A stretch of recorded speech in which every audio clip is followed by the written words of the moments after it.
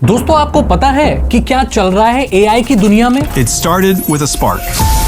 Age of AI. Personal computer world of agents. Agents running natively. भाई अब कैसे computer gamers का and है।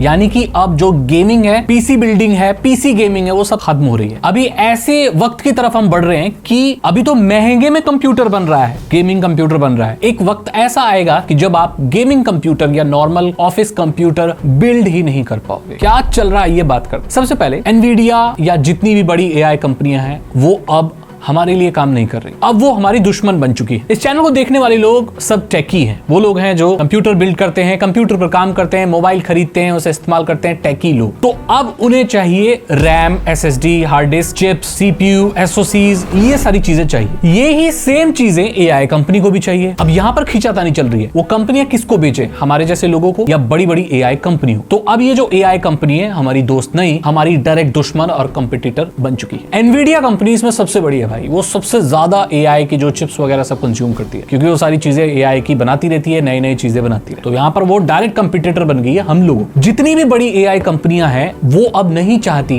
कि आप कंप्यूटर खरीदो या कोई कंप्यूटर बिल्ड करो या कोई डिवाइस एक्चुअली ओन करो। सैम अल्टमैन की एक बहुत बड़ी लाइन जिसने बहुत कंट्रोवर्सी क्रिएट कर दी है, वो ये बोल रहे हैं कि इंटेलिजेंस हम चाहते हैं लोग पानी और बिजली की तरह हमसे ले, मीटर लगा के, जिसके लिए हम लोगों से मंथली चार्ज कर। ये लाइन इतनी कंट्रोवर्शियल है, मैंने सोशल मीडिया पे पढ़ी। अब ये मुझे नहीं पता कब बोली, कहां बोली, बट अगर ये सच है तो ये बहुत खतरनाक चीज है और ये लाइन तो मेरे हिसाब से बोलनी भी नहीं चाहिए यार। मतलब आप एआई इंटेलिजेंस को बिजली पानी जैसा बनाना चाहते हैं। इससे क्या है कि अगर लोग लोकली डिवाइस अपना लगा पाए, कंप्यूटर खरीद पाए, तो वो लोकली एआई को चला सकते हैं। बट अगर कोई कंप्यूटर खरीद ही नहीं पाएगा तो क्या करेगा? उसके पास एक ही साधन रह जाएगा कि वो कंप्यूटर को रेंट करेगा। दोस्तों वो कभी खरीद नहीं पाएगा कंप्यूटर। क्लाउड पीसी और ये सारी चीजें जो चल रही हैं, ये सब यही तो है कि आप कंप्यूटर घर में मत खरीदो, उनसे रेंट कर लो और महीने के पैसे वो लेते रहेंगे आपसे। कभी कोई चीज आप ओन नहीं करोगे, ना तो आपका डेटा ना तो आपका कंप्यूटर। आगे भी देख लेना, जो गेमिंग होगी ना वो एनवीडिया, ओपन एआई और ये सारी कंपनियां हमें क्लाउड पर करवाएंगी, वो डिवाइस हमारे घर में नहीं होगा। ये सबसे बड़ी प्रॉब्लम शुरू हो गई है कि कंप्यूटर बनाने वालों का जो है सब खत्म हो गया मामला, एआई ने सब खत्म कर दिया।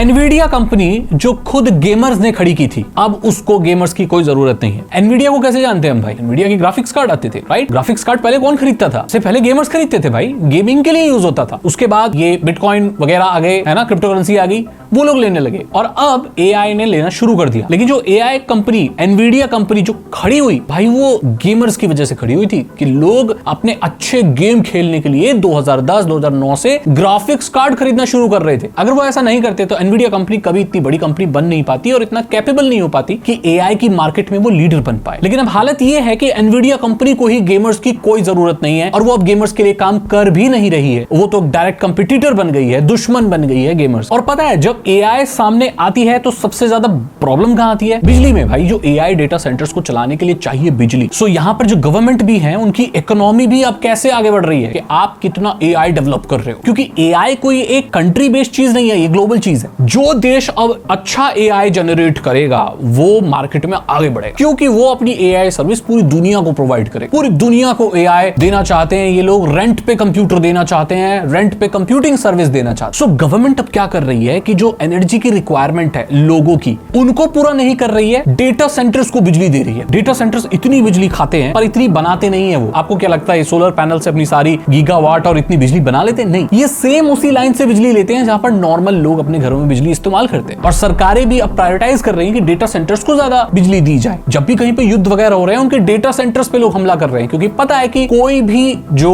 कंट्री है वो अब डेटा सेंटर्स और एआई की मदद से ही आगे बढ़ेगी। चाइना खुद अब ऐसे चीजों पर काम कर रहा है कि वो अपना खुद का एआई बनाएगा, खुद के डेटा सेंटर्स बनाएगा, खुद की चिप मैन्युफैक्चरिंग फैसिलिटी बनाने वाला है वो, और डायरेक्ट कंपटीटर बन जाएगा एसके हाइनिक्स और जितनी भी सैमसंग वगैरह जो चिप्स बनाते हैं, और इसी से उनकी इकोनॉमी आगे बढ़ेगी। सरकार भी अब नॉर्मल लोगों से बिजली तक खींच रही है भाई। ये बहुत बड़ी प्रॉब्लम आ चुकी है। लोग प्रोटेस्ट कर रहे हैं कि भाई हमारे घर की बिजली मत काटो। और आपको पता है इंडिया में भी बहुत बड़े बड़े डेटा सेंटर्स, इनफैक्ट शायद गूगल का सबसे बड़ा डेटा सेंटर अमेरिका के बाद इंडिया में ही लगने वाला, उसकी बिजली की रिक्वायरमेंट कैसी पूरी होगी? हमारे जैसे देश में जहां पर बिजली की वैसी बहुत कमी है भाई, दोस्तों, ये सोचने वाली बात है। तो भाई मैं कुल मिलाकर यही बोलना चाहता हूँ, वो दिन अब जा चुके जब आप कंप्यूटर बिल्ड करके अपने गेम्स खेलते थे। अगर अभी आपको कंप्यूटर बिल्ड करना है, कर लो दोस्तों, क्योंकि अब ज्यादा पैसे देकर पार्ट्स मिल तो रहे हैं। एक वक्त ऐसा आएगा कि जब आप पैसे भर भर के भी दोगे तो आपको पार्ट्स नहीं मिले। 3 गुना कीमत पे नहीं, 4 गुना कीमत पे भी आपको कंप्यूटर बनाने के पार्ट्स नहीं मिलेंगे। और ये कोई 1-2-3 साल की बात है ही नहीं। सोच रहे भाई 3 साल में ठीक हो जाएगा, नहीं होने वाला दोस्तों, क्योंकि इतिहास गवाह है कि ये रेट बढ़ जाते हैं लेकिन वापस कभी नहीं जाते। कंपनियां और कोई ढूंढ लेगी आपसे पैसे खींचने का, तो बना लो अगर बना सकते हो तो, ज्यादा पैसे में भी, अगर बहुत जरूरत है तो, नहीं तो फिर भूल जाओ। क्योंकि आप स्टोरेज, लोगों को आदत पड़ रही क्लाउड स्टोरेज की, क्लाउड कंप्यूटिंग की, क्लाउड गेमिंग की, आप ओन कुछ नहीं करोगे, आप सिर्फ रेंट करो। और इन सारी चीजों का कंट्रोल बड़ी बड़ी एआई कंपनीज के पास होगा। इसी के साथ इस वीडियो को मैं एंड करना चाहता हूं। ये खतरनाक चीज चल रही है एआई की। एक और एपिसोड बनाएंगे कि एआई की खुद की हालत भी खराब होने वाली है, विध्वंस की तरफ जा रहे हैं क्या भाई, टेक दुनिया कहां जा रही है। सेकंड पार्ट में बात करते हैं क्या हो रहा है। फिलहाल के लिए इस वीडियो में इतना ही। अगर आपको वीडियो अच्छी लगी तो लाइक करें, दोस्तों के साथ शेयर करें। मैं मिलता हूं आपसे अगली वीडियो में। Thank you so much and good bye.